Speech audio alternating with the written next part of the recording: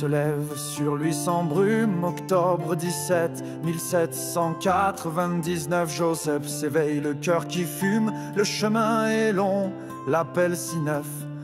Vers Marie, il court plus d'une lieue, 4 kilomètres, 500 pas, son âme d'enfant, son rêve bleu, un secret lourd qu'il n'oublie pas. Au moulin, au vivier, le jour chasse la nuit, pressé de voir l'auberge et la lumière. La grand-mère dort, Jeanne la suit, Anthelme attend la joie éphémère. Au Rhône, miroir des adieux, sous les brumes du Dauphiné, un marin rentre, larmes aux yeux, un passé, un futur, des destinées. Retrouvailles douces et amères, un cœur qui bat, un amour infini, des promesses sur l'onde légère avant que le vent ne nous ait trahis. À Grosselet, l'attelage s'arrête chez Pierre Rousseau.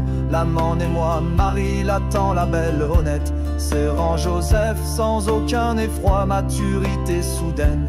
Et puis les pleurs, un enfant oublié, un bras qui serre, il l'embrasse comme sa mère dans les douleurs. Et les larmes coulent, que rien n'altère, Pierre emmène Anthelme près du foyer. 17 ans passés sans se revoir, la plaie est vive, un enfant en premier. Dans le silence, la compassion s'y voir. Marie et Joseph reprennent leurs esprits. Devant l'époux, le père et leur regard. Puis Anthelme approche, Marie crie, l'émotion déborde sans nulle part. Au Rhône, miroir des adieux, sous les brumes du Dauphiné, un marin rentre, larmes aux yeux, un passé, un futur, des destinées. Retrouvailles douces et amères, un cœur qui bat, un amour infini, des promesses sur l'onde légère avant que le vent ne nous ait trahis. Joseph découvre son père ému, une tornade d'antan. Des souvenirs se retournent, une sensible rire vécue malgré les pensées, les repentirs. Marie et son petit Jean-Jacques, le sevrage loin, né bébé sans lien, mais l'éclat de rire, le rire exact des poules, un coq et le marin fier. Son humour brise les belles phrases, le choc de sa vue en euphorie, un monde d'amour, des douces phases. Pour Marie, sa chair, sa patrie, la mer apaisée, Anthelme et les siens ont redonné l'âme à son adolescence. Un bon Marie-Pierre, dans leur destin, le bonheur simple, sans complaisance. Au Rhône, miroir des adieux, sous les brumes du Dauphiné, un marin rentre, larmes aux yeux, un passé, un futur, des destinées.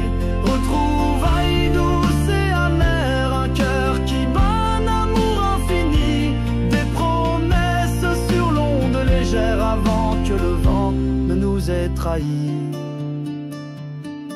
Le destin pitoyable sans amour, ni foi ni loi, il décide tout. Le don de Marie, son premier tour, n'a pas consolé, la prière n'a pas tout. La foi est morte, le petit envolé, mais l'espoir demeure d'autres enfants. Un remontant s'impose pour oublier, un lièvre chassé, des mets tentants. Antoine absent auprès de Marguerite, la mère de Pierre au moulin ont logé. Joseph, un avenir, une promesse écrite. Dans cette demeure à jamais ancrée, Marie propose son rêve d'infirmerie. Pour les blessés, les pauvres, son grand cœur, Joseph admire, offre son aide, sa furie. Un projet noble, une douce splendeur.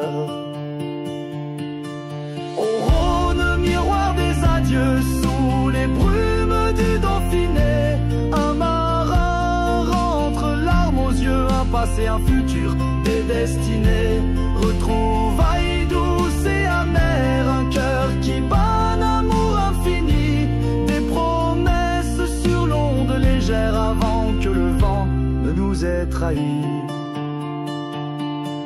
repas est délicieux sans fin. Sur un bateau, la main ne va pas, vin et digestif pour le marin. Aventure, compter, rire pas à pas, Pierre amusé, les récits de Joseph, fait d'art mystère, journal secret, le devoir, le silence, un sorcier bref, Napoléon, la fidélité, un serment, les villageois incrédules, vin ou délire, Joseph sourit, son destin se dessine, promenade le long du halage, désir, Marie et Joseph, la main divine, amour immortel, retrouvailles puissantes, des larmes prêtes, un corps imposant, Catherine, Anthelme, des voix chantantes, le petit Aine-Marie, l'accord charmant.